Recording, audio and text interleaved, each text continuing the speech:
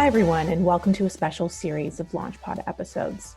Like all of you, we at Next have been busy planning and pivoting where needed, just adjusting to these new set of circumstances that are totally out of our control. And not gonna lie, it's been hard, but our mission deserves even more love right now. Our Canadian entrepreneurs need more love and support right now. So we're gonna keep telling their stories and sharing resources in an effort to help our alumni and more broadly Canadian entrepreneurs. For now, we're starting by checking in on some of our past guests to just see how they're doing and see if they can either impart some wisdom by way of tools, resources, or insights, or to see if there's anything they need help with. So listen in and see if you can grab some advice on how to stabilize your own startup or to find out if you can help in some way.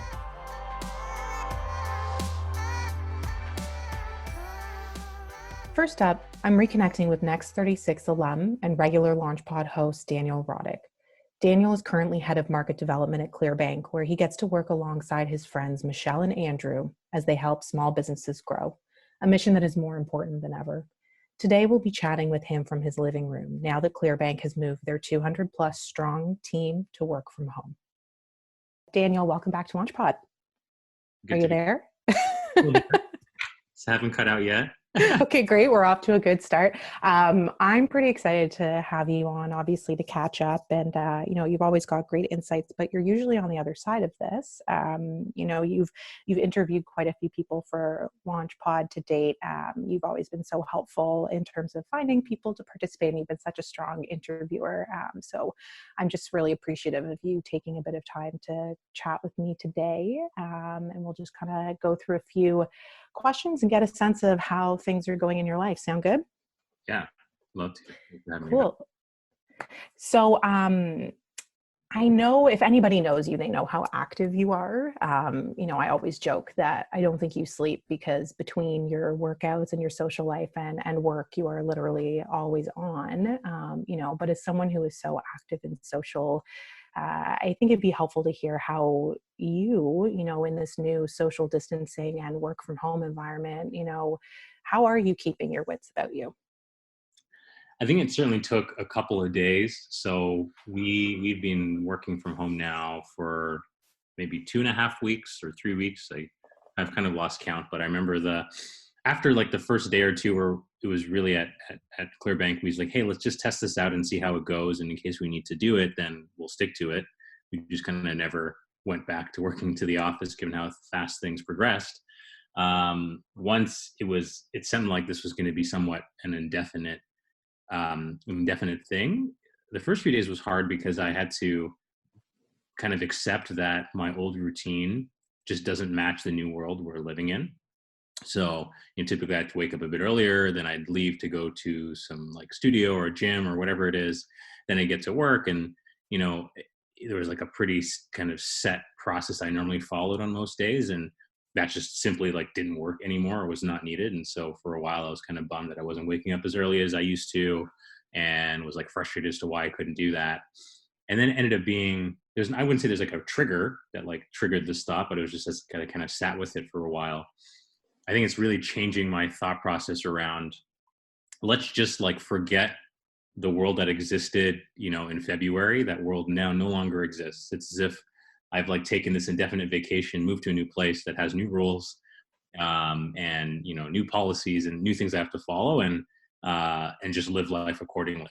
And so I think that's brought me a lot of comfort. Where, in general, I feel like people, like us as humans, are quite resilient. And so, I'm not saying this is like an easy thing to jump to, but as soon as the thinking can be reframed to say, you know what, like if some other thing happened where I had to stay at home for 3-4 weeks, unrelated to a virus, but something, less scary, we'd figure it out. I could have gotten a job, or started a remote company or whatever it might be, where my team was all around and I work from home every day, like same circumstances basically of having to figure out a routine to work from home. So it's kind of a long-winded answer to say, it's just thinking through. It's like, hey, it's a new world, new rules, figure out a routine that fits into that.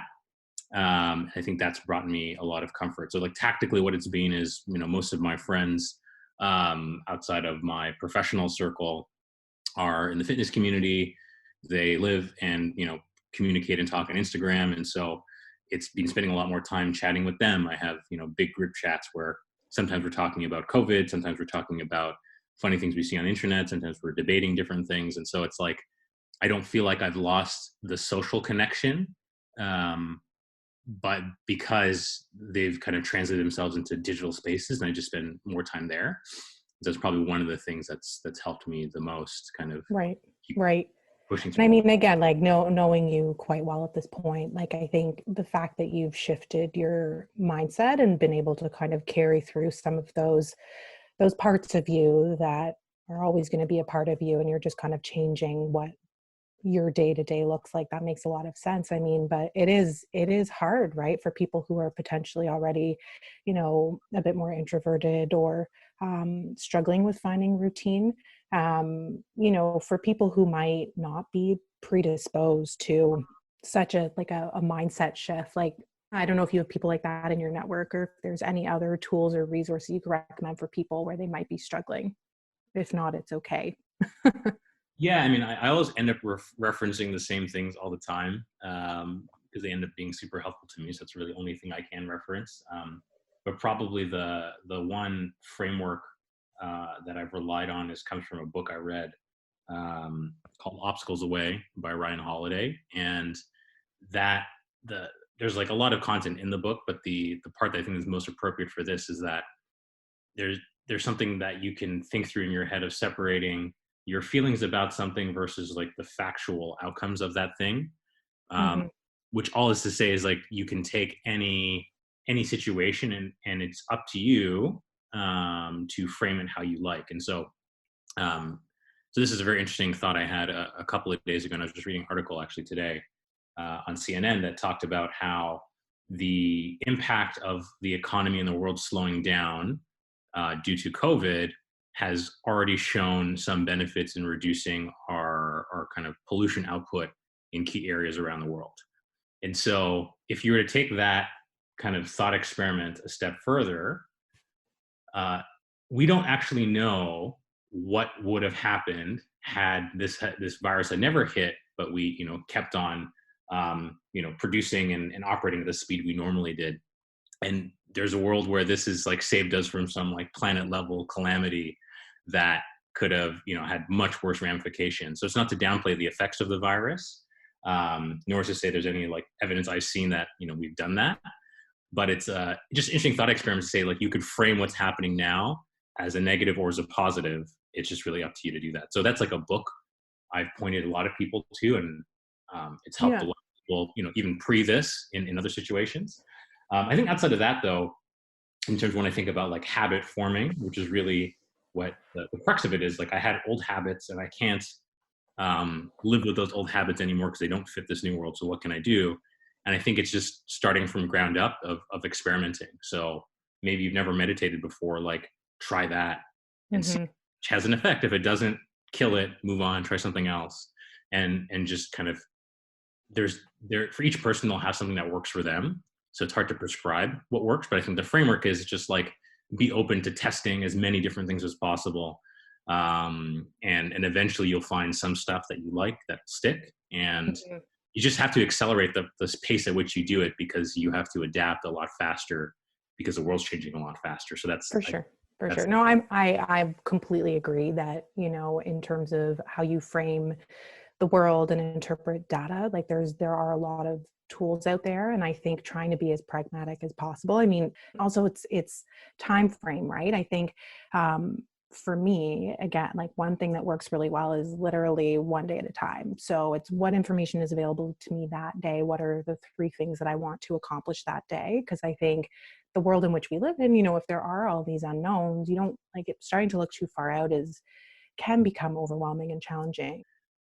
I think 100%. And I think the part to build on that in terms of like what meditation is very tactically useful, even if like everyone has their own form. Like I've done the Headspace, many years ago. And so I think some elements have stuck with that for me. Most of my like meditative moments are probably more like working out or exercise, which is probably why I do it so much. But it's also like being okay with yourself to understand that it's not about not feeling emotion, but recognizing that's just like another thing that you'll go through. So if you feel sad, like that's fine. Like just sit with it for as long as you need to sit with it until eventually it will pass. And I think Mm-hmm.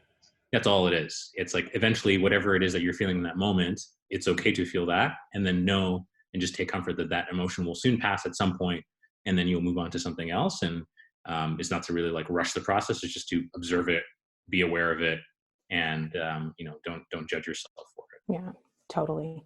And I'm always happy to share weird videos of my toddler doing weird things like playing with a feather for an hour, if that's helpful. It's weird. It's very therapeutic. I used to really hold back on sharing that kind of content. I'm like, you know what? It's amazing observing these little humans and how oblivious they are, and they're just happy. And it is all about like framing and perception. So you're welcome.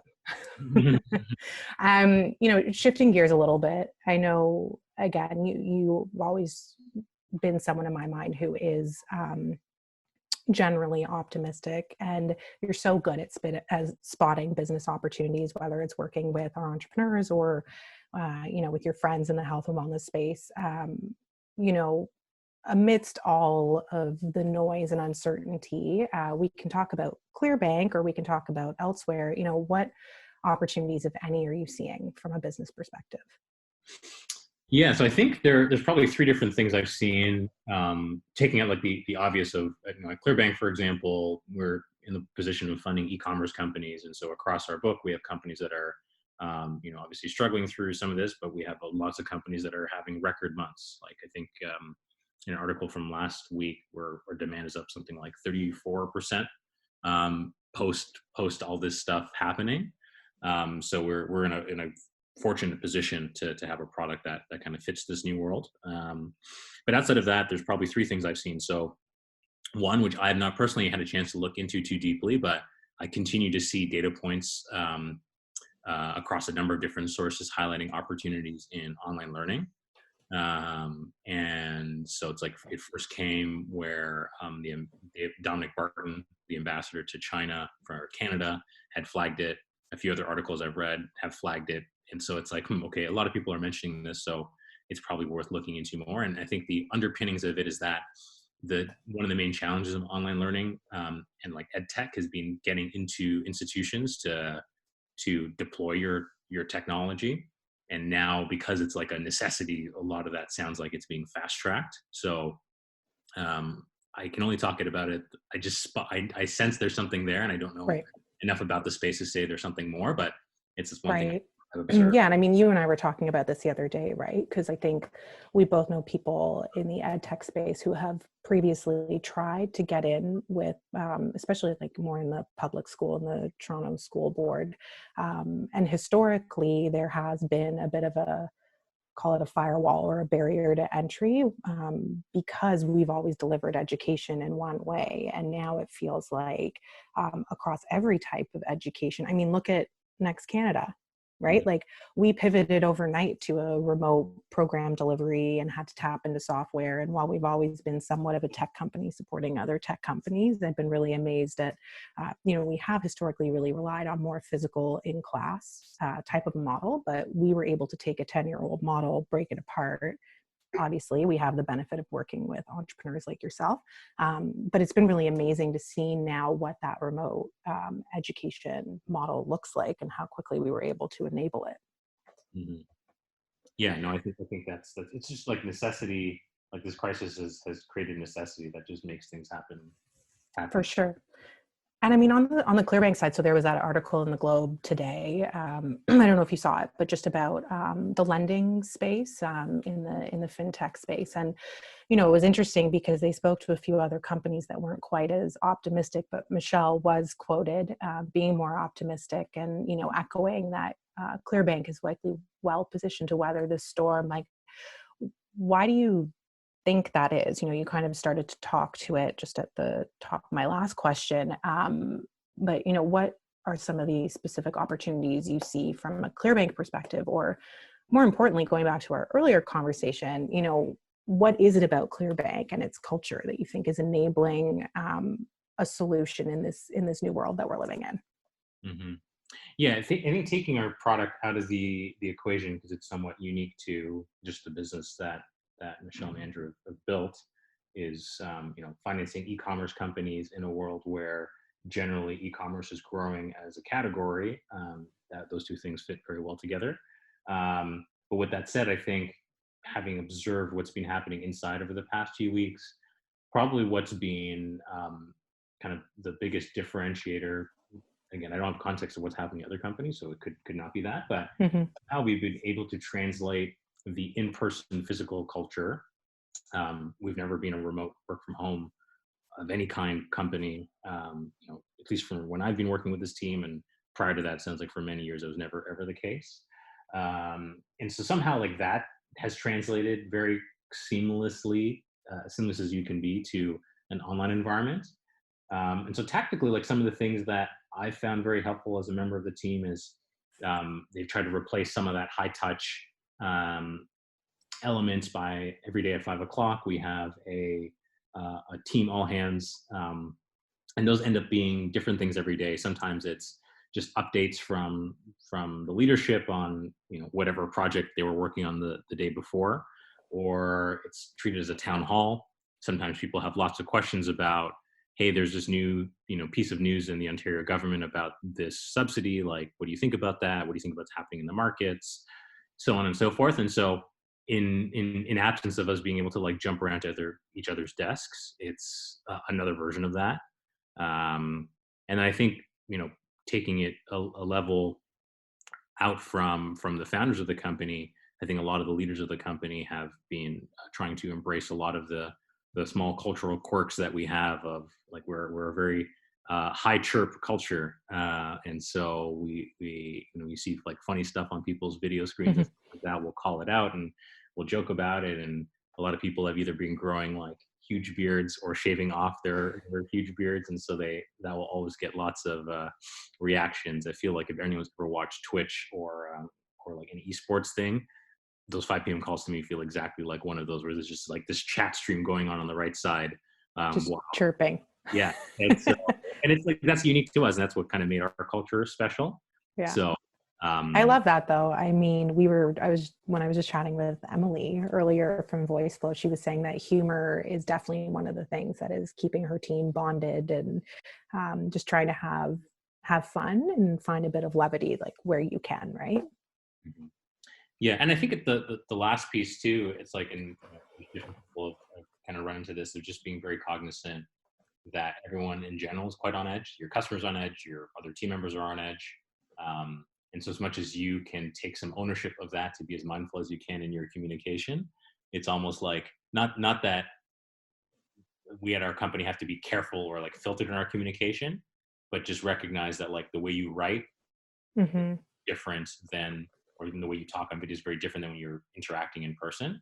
And so just being just aware of that, and just knowing that people are on edge and stressed out and dealing with a lot of stuff, and just like over communicate, be overly kind to people, even if in the moment they're not kind to you. And we've seen some examples with customers where we've been able to reverse the emotions just by like listening to them and hearing them out, and just being like, hey, we're just here to help, we're not trying to do anything else. And let us know where we can support you. And taking that mindset has helped, I think, a lot of internal examples. So Right. So has Clearbanc had to change anything in terms of how they create that two-way dialogue with their customers? Or has that always been baked into the model, and it was more just the challenge of getting the workforce, like as in the Clearbanc team, to work remotely? I think it's a lot of it's just very tactical and specific. Just like we reviewed all of our ad copy, all of our emails, and there are things that like it probably doesn't make sense to like run a campaign saying certain things given what's going on in the world. Right. And Or if you're going to do it, just be mindful of your tone, right? Or like maybe reposition or play around with your targeting. Exactly. So it's not, I would hope it's not something that everyone else is also already thinking about as well. But probably the biggest thing, the biggest enabler across all of it is just this. And I think, the one way it's being framed very well for anyone who's like running a company, in like the more than 20, 30, 40 person size, where you have like multiple layers of leadership and things like that. It's from the founder's perspective, is understanding you've given a lot more control and power to to your team, and ownership to your team. And we had an internal discussion that framed it pretty well. It was just like, hey, like now that everyone's working from home, we're all living the lives of our customers. For those people on our team who've never started a company, a lot of companies start working on your kitchen table with like no one to talk to for months and months and months until you grow a business big enough that you can hire people. And so our entire team is now getting to live the life of a founder, and have the ownership to, set their own hours to a certain extent and just deliver on work. So it's another example of like where you can take this as a positive framing of this. We're just going to get to know our audience and customers a lot better as a result of this, and that can only make us better for the long term. Yeah, no, that's super insightful. I mean, what a good way to get everyone in a crash course of living in the shoes of their customers. Like very effective focus group. Just speaking of founders though, I mean, you've been one yourself, and I know that you're still very connected into the startup space. You spoke at TechTO, the first virtual one, a couple weeks ago, or was that just last week? I've now lost sense of time completely. A month ago, feels this. Yeah, who knows? And then you were just sharing with us how you used the House Party app the other day, and I am willing to bet that at least someone in there was also an entrepreneur. When you're talking to your friends in the space, who are trying to stabilize their businesses, or maybe they're lucky to still be experiencing growth and hiring. If you could ask people listening in to kind of do anything to support our Canadian entrepreneurs right now, whether that's specifically one of your friends or just from a macro perspective, what do you think we can be doing beyond what the government is offering? Yeah, I think outside of government, it's just being, and again, like I guess everyone has their own stuff to deal with, so I don't want to have the expectation that everyone's gonna like drop what they're doing to then invest into helping others, and because you have to like take care of your own stuff before you're in a position to actually like deliver value to other people.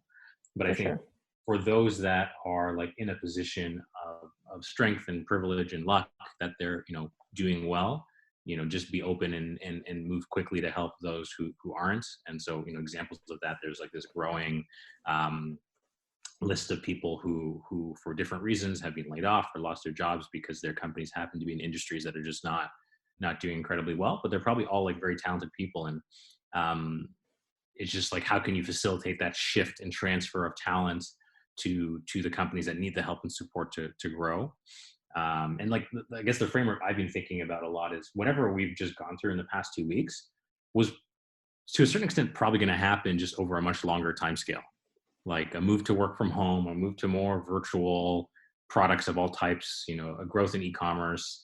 Like trends were already moving in that direction, but maybe it was going to take us 5 years or 10 years or 50 years for these things to happen, and we've just been forced to accelerate that time scale in 2 weeks or a week or whatever it's been for each person's kind of situation.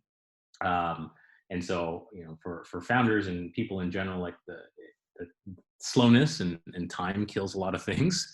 So as much as you can move fast to help, if you have open roles, take a look through those lists and reach out and see if you can generally, hire those people to add value to your company and obviously help them maintain their livelihood.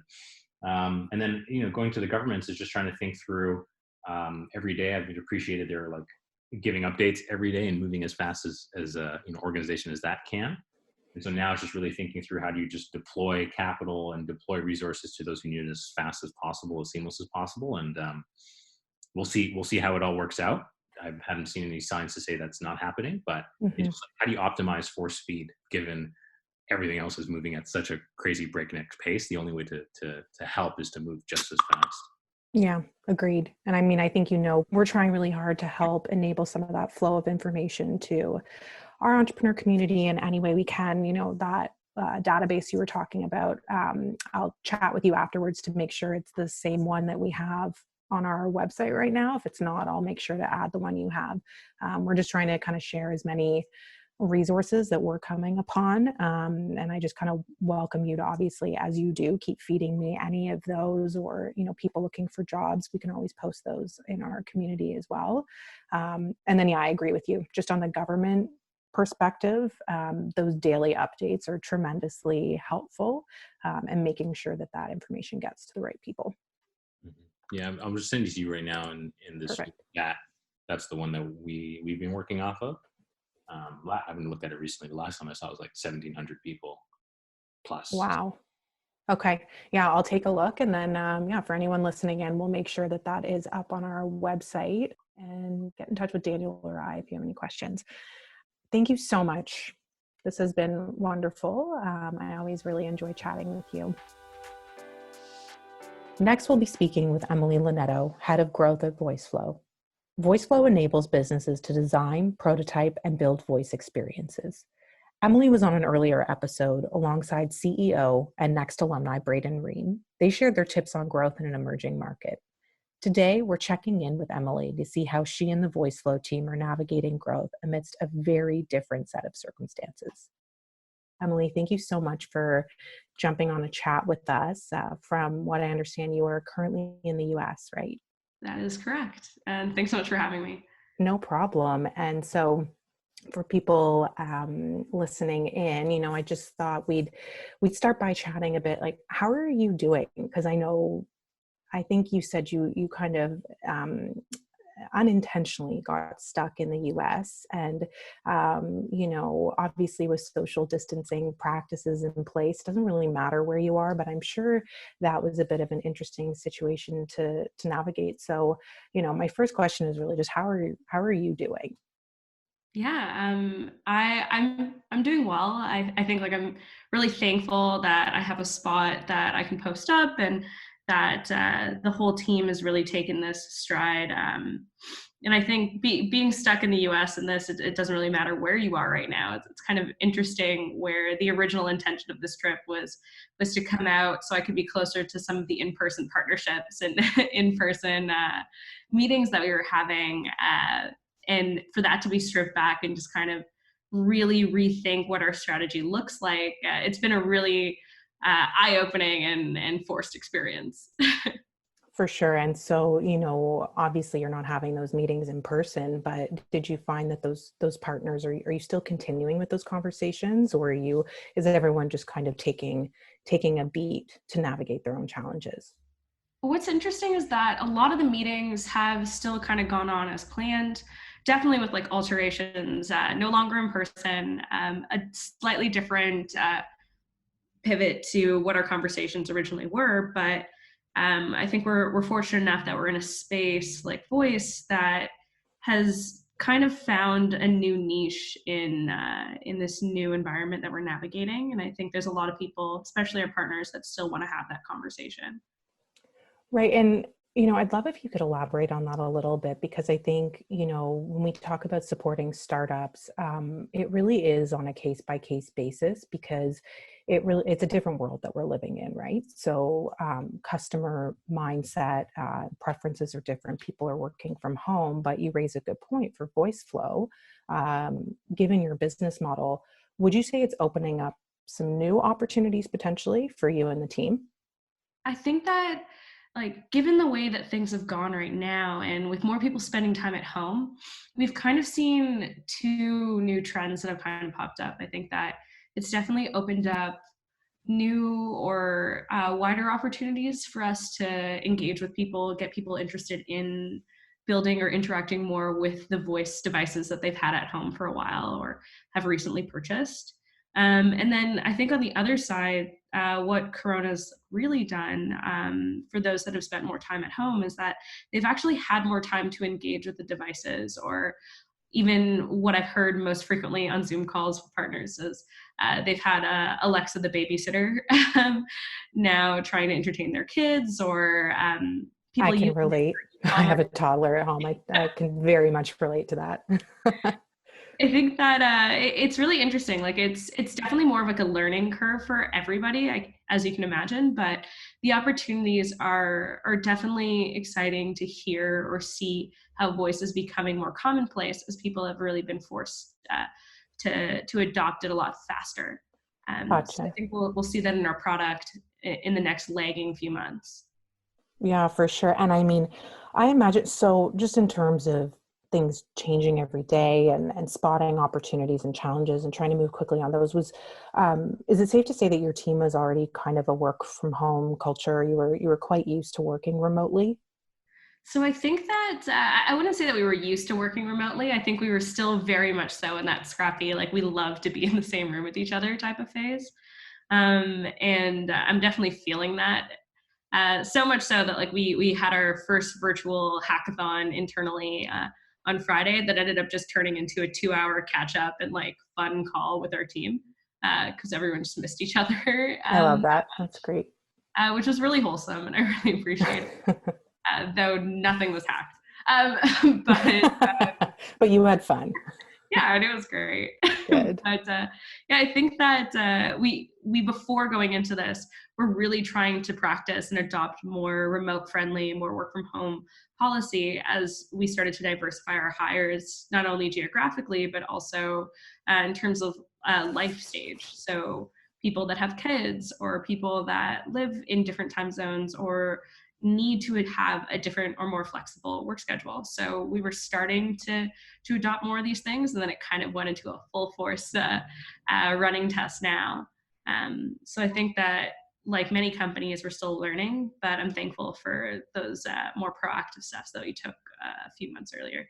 Yeah, that's awesome that you had the groundwork in place. And again, I know, our team is definitely, I'd say 50% of us were more comfortable remotely. The other 50%, it is a new, more novel experience. And so like you, we're just kind of testing and experimenting with the cadence of meetings, the nature of those meetings. Like, as you said, I love that you're kind of, it's okay that hackathon turned into something fun, because how important is laughter and kind of continuing to try to have some team bonding where you can, right? I've heard great things about the team at Voiceflow and working there. I mean, and as you go to working remotely and there might be some growing pains, what are some of the things that, you or Braden might be doing to kind of maintain culture and keep morale high? You mentioned one example. Is there anything else that you've been trying out? Yeah, so there's a couple different things, and obviously all of them are experiments at this point because who knows. For sure. But we've done a few things. One is we started 2 new Slack channels. One of them is Flowster Activities. So that's just our internal name currently for what someone that works at Voiceflow is now. And a lot of it is like people sharing different links, different games that they can play in together. I know we have, there's a group of us that are like playing Sims. There's a group of us that are playing Tabletop Simulator, some that are playing COD, as you can imagine. There's a lot of people that are doing that right now. And as well as it's a cool place for people to just post up activities they're doing at home or things that they want to share.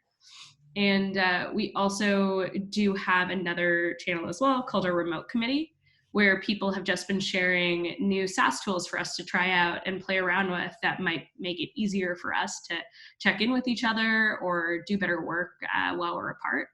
And that's been super helpful as well. So we've kind of like turned to crowdsourcing and finding more scrappy ways that we can maintain our work culture together. So we kind of have like a work channel and a play channel.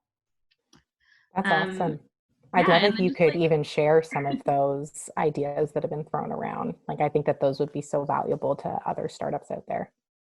in terms of the SaaS stuff, or in terms The of SaaS stuff, yeah. yeah. So I think some of the call outs that I've really loved for the team so far have been one was Humble Dot, which is also totally free to use. All the things I'm about to say are free to use because I think that's important right now. Yeah. But Humble Dot was a really awesome tool that automatically checks in with individual members of each team and reports to the manager. And it's cool ways to connect and try to do icebreakers or get people to even call out and reward or give kudos to people on the team for stuff that they've done that week. So it's kind of just been our automated good vibes bot for the last little bit. I would highly recommend checking it out. It's been really great for team alignment and also just positive energy. And another one that I would also recommend is called Navigator. I would also say even checking out Roadmonk, Roadmonk or checking out Soapbox would be great ones as well, as we started to play around with new trials. And both of those are Toronto based, so I'd actually Oh, recommend them amazing. over Navigator. Okay, great. Yeah, But they've been great to just better formulate our one-on-ones and better formulate our time that we spend virtually together. great. And then so in terms of your role, as head of growth, we did talk about, some new opportunities opening up and, you're navigating some new challenges, but just in terms of your specific job function, even on a day-to-day or week-to-week basis, would you say that your responsibilities or your job description has changed amidst these new set of circumstances? I think that in terms of maybe our focus, it's changed a little bit. In terms of responsibilities, I think it remains relatively the same, where being the head of growth really entails trying to be very adaptive to what are the best ways that we can make impact at that given time. And I think that adaptability in terms of the responsibility is obviously very challenging right now, but I think it still fits and still is top of mind no matter what's going on externally. But in terms of our focus, it's definitely changed. Previously, or myself especially, spent a lot of time doing in-person workshops, keynotes, in-person partnership and growth discussions. And a lot of that has shifted. A lot of it is now getting pushed more on how do we automate those things? How do we push away from a lot of these paid channels, which are becoming increasingly more of a competitive and high priced channel, to how do we maintain relationships not only internally within our team but also within the community of users that we have, so that this product that we have is bringing people together in ways that it already did previously, but now bringing that a lot more forefront in the product. So making collaboration easier, focusing more on how do we engage users and generate more curiosity around voice to get people interested in this time that they're separated right now. Right, that makes a lot of sense. And I imagine like it's, if you think about a lot of products or startups out there, they're probably thinking as well how to keep their expense base as low as possible and tap into some more organic opportunities. Again, I mean, I know our business model at Next could not be any more different from the Voiceflow model, but I will say for us moving forward, it's going to be all about organic growth. And there are so many options available to you in terms of growing a brand and forming relationships out there. But I can imagine it is very much a period of flux. Do you think that this might, some of these changes of the way that you're operating will carry through once we kind of attain some normalcy? Like, do you think this will change your business? I think that it definitely will change the business a little bit. But I think that in a lot of cases, this expedited changes that were already on the roadmap. I think that some of the changes that will sustain are going to be an increased focus on creating engaging content to activate users. So more focus on automating how people learn more about the space, how they learn the tool, creating in-depth tutorials, more webinar focused, more virtual style summits, rather than leaning entirely on us spending more time in person. I think that will sustain and wasn't something that we were really doing too much of previously. And I think beyond that, and kind of what was expedited, was really more of us getting to that product growth phase where we're really trying to expedite the single player experience, SaaS seats, and how easy it is for just about anybody to get onboarded automatically. So really, really focused on the onboarding experience and making our pricing more accessible to people.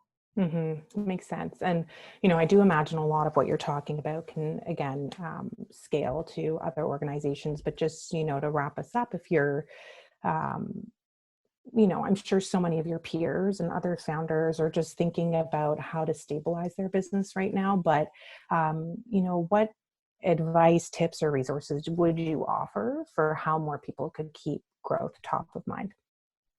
I think one of the best pieces advice that I got a while back, and I still think remains very true to not only how we do stuff at Voiceflow, but how I approach growth in general, is really, really double in on creating channels that let your users speak directly with you.